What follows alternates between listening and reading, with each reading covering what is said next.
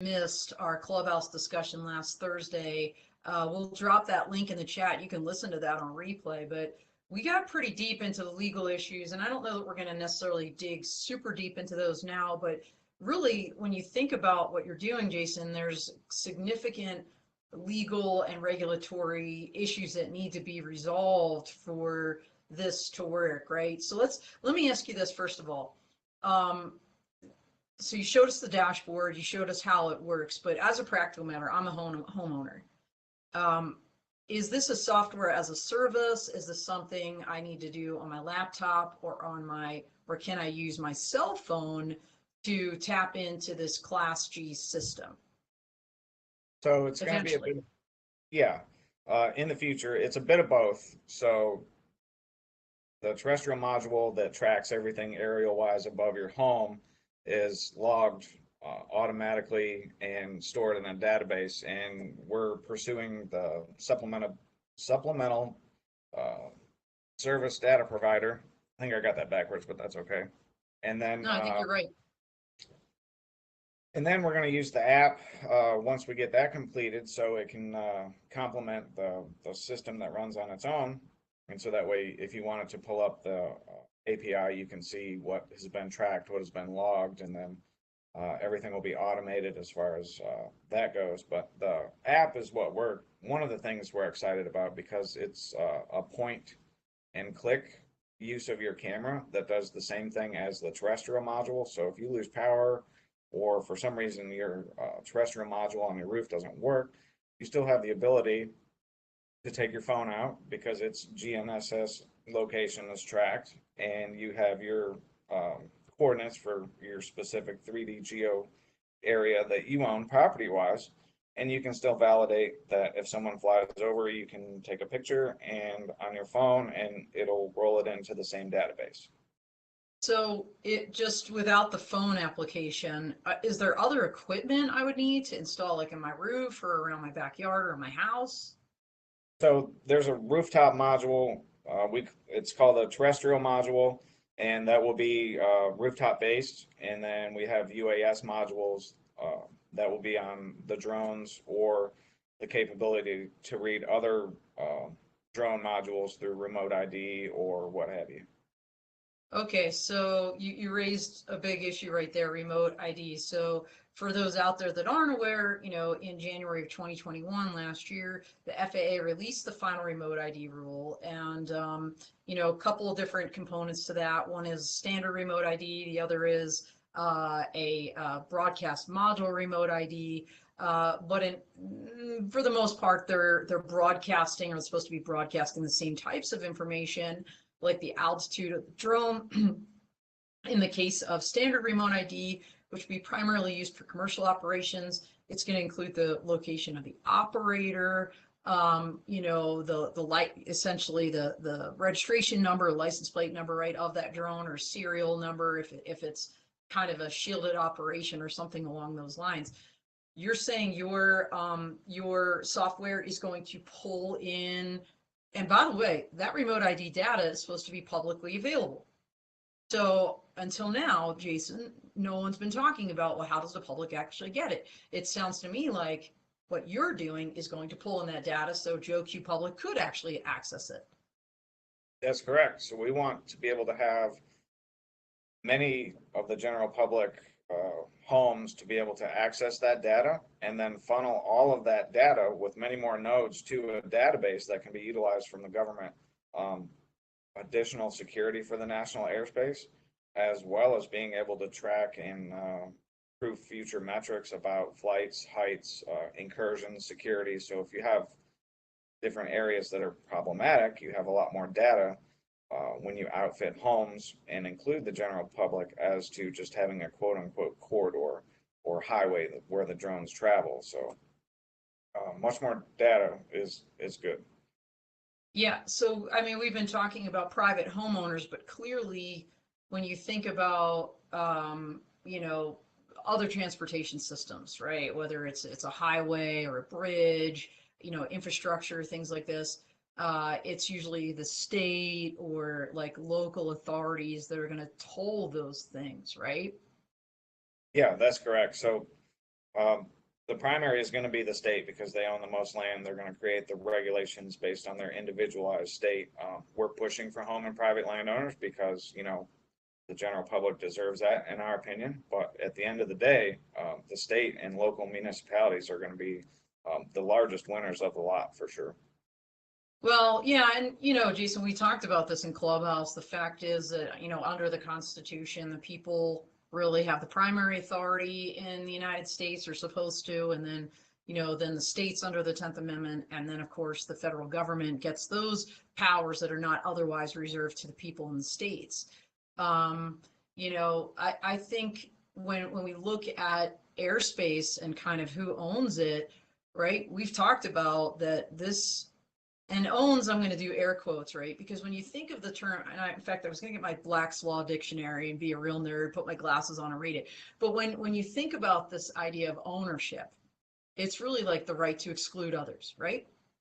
Yes. I mean, that's really the bottom line on that. And, you know, having, look, Jason, there are a lot of people out there that would say, hey, we can't have a patchwork of regulations in general, and that's just state by state. Could you imagine if it was house by house?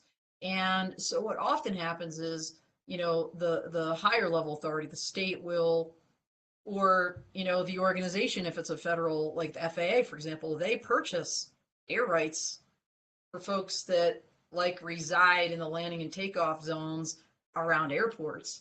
You know, or they require the companies, right, to do that before they'll approve modifications or additions and things like this to a particular area. So, I mean, this is going to get really interesting. And we talked about, you know, the states and the state of the states right before we got online. And by the way, everybody, for those that don't know, you know, this concept of avigation rights, it's somewhat controversial. A lot of people have their views on it.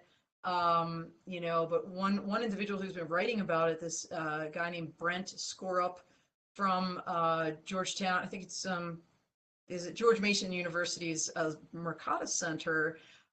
He's been writing about this, and also he just published with a team of folks the 2022 report on kind of the most drone-friendly states. And Jason, drum roll, please. You'll hear it first here. Tell them who it is. So number one is Oklahoma. Yeah. And, you know, I was, you know, so they bumped North Dakota off the map, and I was thinking, you know, to number two, not off the map, to number two, off their perch. And North Dakota had been there for a number of years. And what Score Up in the Mercatus Center score people on is really the drone friendliness of the state. And that includes the legal environment, right? So when you think about who you might be working with, Jason, I would be heading down to Oklahoma, honestly. And as I reflect more on it, I'm wondering if the Choctaw Nation of Oklahoma, under, you know, the good large part under the leadership of James Grimsley and Brian Post and of course the chief there, they've been doing amazing things. So maybe it shouldn't be shocking that Oklahoma is now number one. But you know, this idea, and tribal lands are a whole different issue when it comes to kind of legal authorities and rights, which, by the way, is another wrinkle to throw in there. But so, how do you, so how would UAS, traffic management, right, UTM, how would this play into your system? So we talked about remote ID and how you've created the technology to now provide that not only to the public, but presumably to law enforcement and other government agencies as well. So that's awesome. How would UTM play into what you've created with Class G? So I like the ConOps 2.0 UTM and how their system was designed. I followed a lot of work from PK and Joey Rios and NASA Ames research. I followed all of their things. But I think it lacks the additional data points that's going to come from HOAs, homeowners, and state properties. So if you have a strict corridor, it's more of a narrow focus, in my opinion, if you add the general public and more nodes through homeowners and include them, as opposed to just, you know, labeling of the general public. So if they can now provide a small piece to a bigger system, so much more data is going to be able to improve the flight data management and tracking all that information for drones. And I think it's going to be well needed. Yeah, I totally agree. This idea of corridors, again, there's haters, there's lovers of this idea. Score Up himself was the one that proposed, hey, just fly over existing highways. Like states already govern those, or municipalities in the case of a local road, and people are used to the noise there. And so when you think about that, it kind of makes sense. We had a gentleman, remember Jason, on the clubhouse that was talking about the right-of-ways over railroad tracks. Yes. I mean, why not? Like, right? Those railroads are already pretty loud. Those tracks are established. They're all over the country. Does this make sense? Why do we need to be cutting across people's backyards? And when I think about the deliveries that are happening today, and Jason, I'd like you to elaborate on this, correct me if I'm wrong. There's definitely, I think, been some agreements struck with the local homeowners associations. Like these aren't just happening from Walmart or anywhere beaming into people's backyards. There has to be kind of agreements and conversations for these things to occur. Yeah, that's right. HOAs and certain groups are, collaborating with drone delivery companies to, create an agreement so that way they don't run into any legality issues. So you're going to have a patchwork of that when we should be, in my opinion, focusing on a larger collaboration effort that's going to involve the states and then individuals as a whole instead of piecing it apart. Because if you start breaking down like this HOA says I can only do this and this one says I can do this, it's going to be really hard to follow and less cohesive for sure. Yeah, when I think about what you've done as well, I think when the remote ID rule came out, a number of folks in the drone industry expressed concerns about the fact that the public would know the location of the operator, because sadly, we both know, and everybody out there probably knows, too often drone operators get physically attacked. What I love about your product is that it's almost like a license plate reader. Like you don't have to go find somebody. You can literally shoot a picture and have the evidence right there from your own house or backyard. And I really feel like it adds a layer of safety that people maybe haven't thought about with this remote ID rule, by enabling, the individual person to be able to track that and send it in to the proper authority, if or when needed. Yeah, and I think that's a valid point, because being able to track the company or who's quote unquote responsible for the operation of the drone, but not actually tracking their physical location themselves, just having a printout of you own this drone, it has this license plate number, so to speak, this transaction ID based on communications and protocols, is going to be a lot better. And so that's an added layer. That's a good point. Yeah, it's really interesting with the technology you've created. It's, to me, very similar in a way to, the Ring doorbells that people are installing now, right, at their houses, where nobody really thought about, local law enforcement grabbing that video to prove, right, evidence of a crime that has occurred. But that's happening and it's been very useful, right? So I guess for if you're a good actor, you probably have nothing to worry about.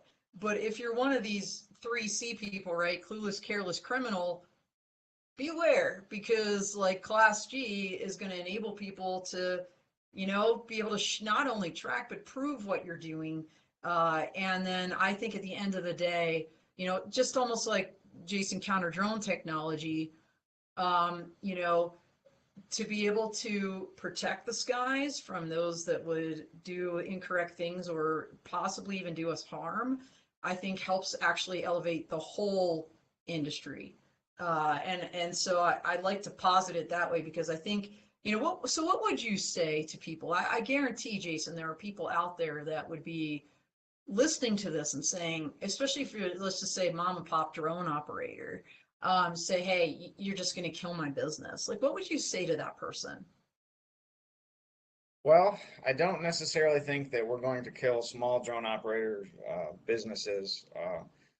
If they're utilizing their specific service, whether it be photography or mapping, they're operating over the bounds of whoever their client is.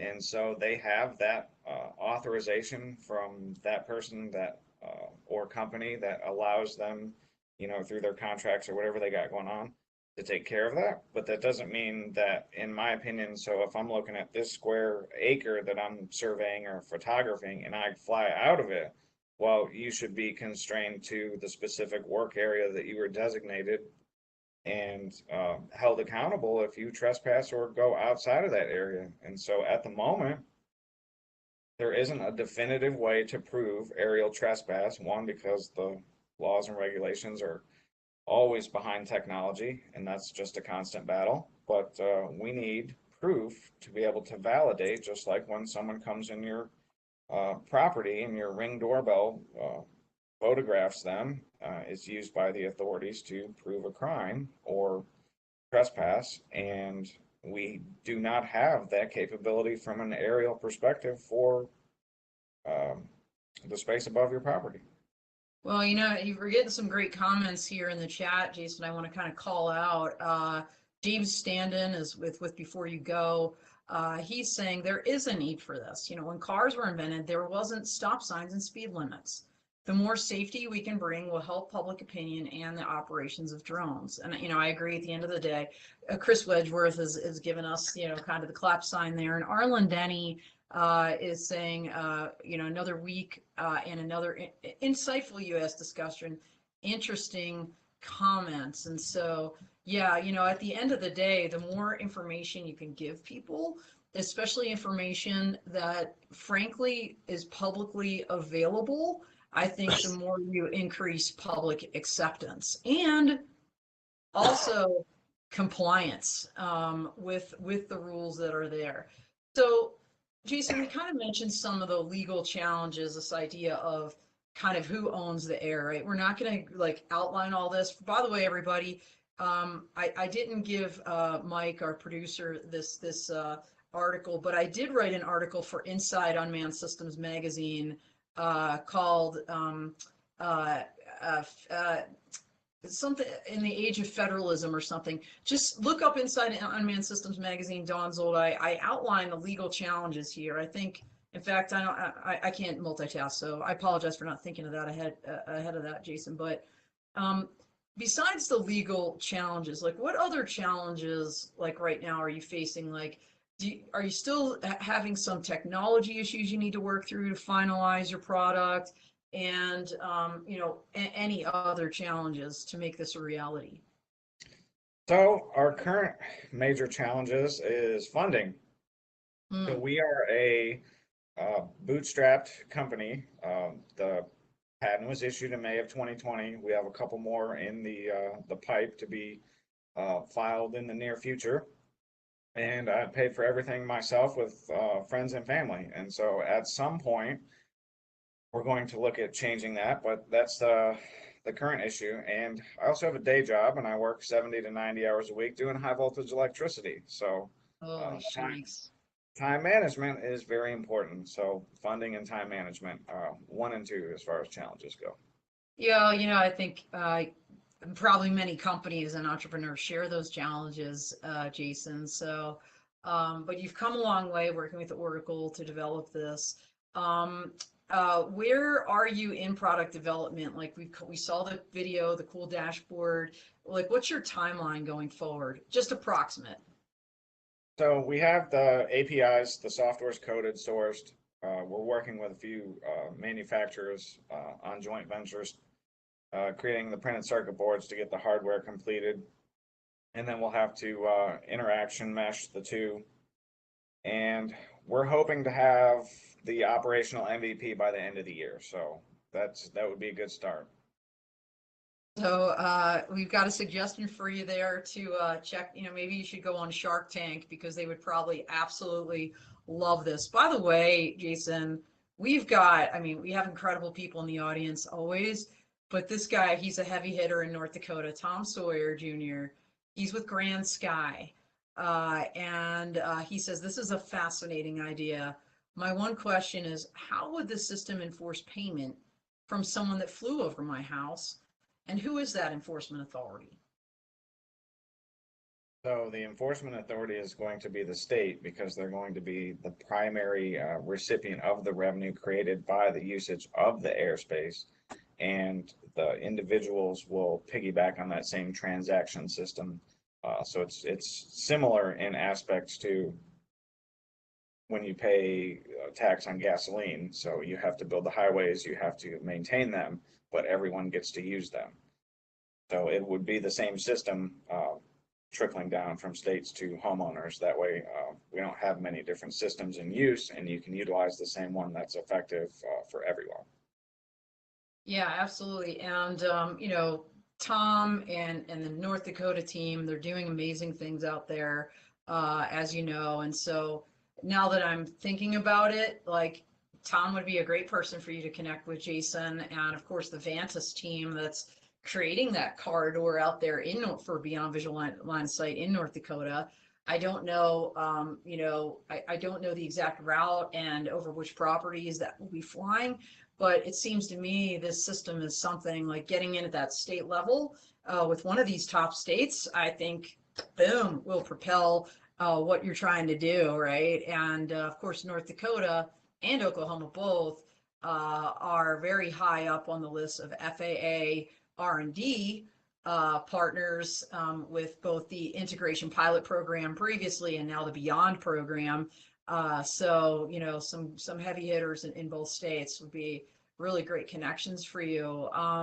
So have you already been working with some states, Jason, like in discussions, if you're allowed to say? I know there's a lot of, you know, kind of proprietary information and, you know, non-disclosure agreements and whatnot that might come into play, but we would love to hear maybe, you know, if you're already talking to some of these folks.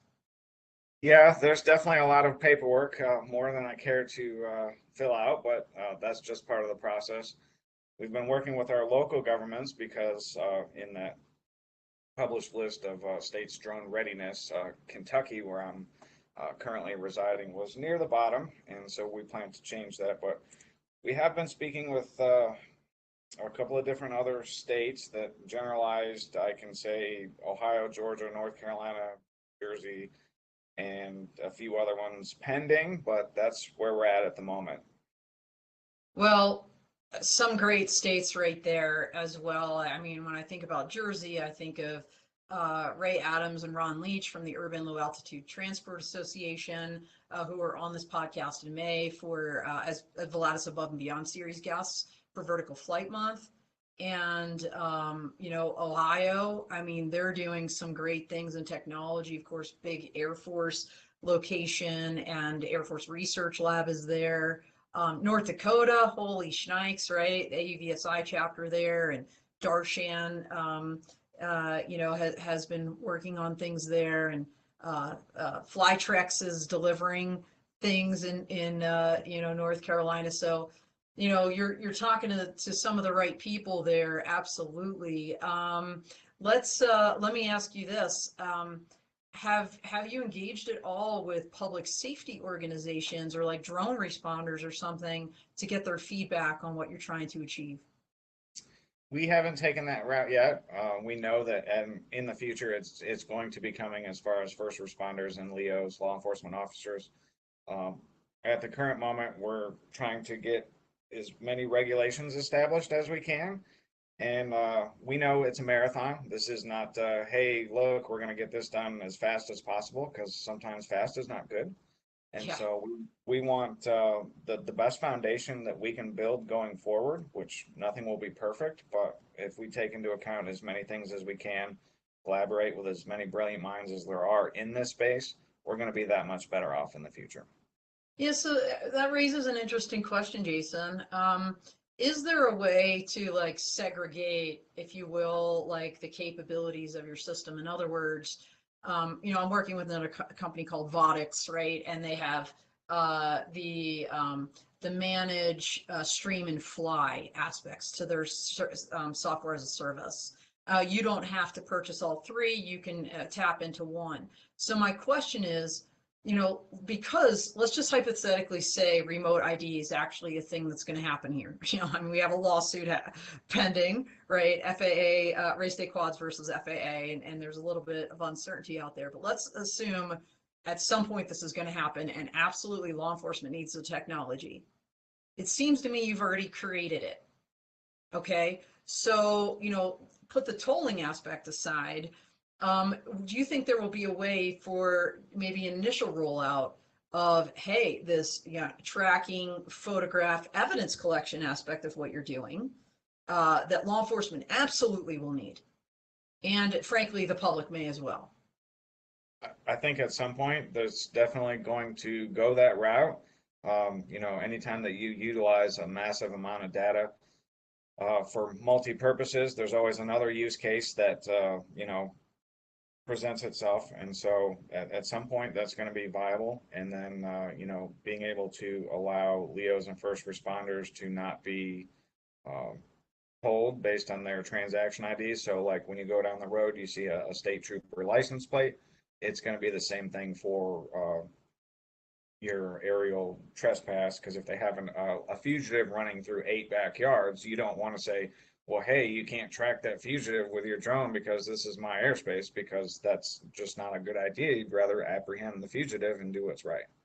Right, absolutely. So I could see immediate uses for this. So, and I don't know if you answered this. I started talking again. I apologize. Like, what is your timeline to roll out at least this initial, let's just say, kind of integration, tracking, and photograph evidence collection capability? We want to get the prototype completed by the end of the year, and early Q1 of 2023, we are going to start working in a few select test beds. And instead of being private with those test beds, I'm debating about just making everything public so everyone can follow along. Wow, that would be super cool. And check out Scorup's Who's Who on the states list. You might want to tap into some of those. By the way, Tony Drummond is out there. She's with Global Aero Management Group, and she's commiserating with you as an entrepreneur, Jason, saying that we all share these challenges. Keep going. And so she missed our clubhouse. She said she'll listen to that again on replay, I'm sure. All right, so we're getting, I can't believe we're almost towards the end of our time here. So really great technology, super amount of innovation going into this. You've been active going out, trying to get this word out, not only through the AUVSI event, but what can we expect from you going forward, Jason? Where can people find you, like maybe at a live event next, where they can meet you and talk in person? We're looking at different live events that we would like to visit. We're not 100% at the moment because my schedule is quite frankly chaos. But Yeah. we will be posting on LinkedIn which events we plan to attend, and I'm not too hard to find at those events because most people don't have a large beard like this. So Well, pretty especially if easy. you wear the hat. I love the hat. It's a dead giveaway. I like to. Thank you. Yeah, it's very good, very good. I love names and like symbolism. Your logo there, what does it like symbolize? So it's something that I designed by myself, and I've had a lot of people tell me it looks like a TIE fighter, but I like Star Wars and nerd things, so that's okay. But essentially, it was just a beacon that transacts from one direction to another, and it was different, and it's pretty good design. We like it. Well, I like it too. And TIE fighters, were they the good guys in Star Wars? No, they were They not. were the bad guys. Well, that's okay because guess what? You're tracking the TIE fighters, you're tracking the bad guys. So you know what? It still works. I love it. And Chris Wedgeworth apparently has a big beard like yours too. He's a super fan. So he just dropped that in the chat. So big Awesome. beards unite. Okay, so any big developments, any announcements that we should be looking out for? Like you said, the end of the year, um, you know, um, finishing the prototype for the tracking and photographing aspect of your technology. What else is going on? So Class G's air traffic tolling system is going to launch under the name Territory with AIR capitalized. So you have your territorial disputes and territory that people owns, but being air derivative, we've changed that slightly. And so that's what we're going to be rolling out by the end of the year with the completion of the prototype, and that will be what we disseminate to the masses.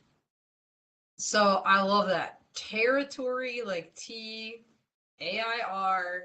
Tory, for like air and the airspace. And Yeah. that's a cool name.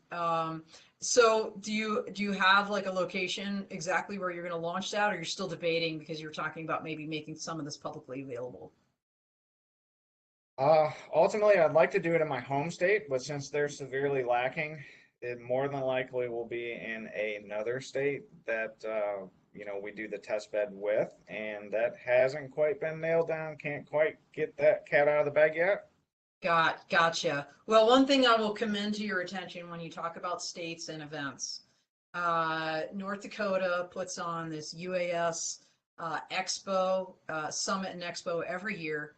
It's going to be very first week of October. I hope you can come, you and Anastasia can come out there, because I'm going to be out there with Grand Sky and Tom and True Weather Solutions, Don Bershoff, and this is a crowd that I think you really need to meet. And the energy is spectacular. I went last year and I became a believer, and I'm absolutely going back. So for everybody out there, if you haven't checked it out, you absolutely should.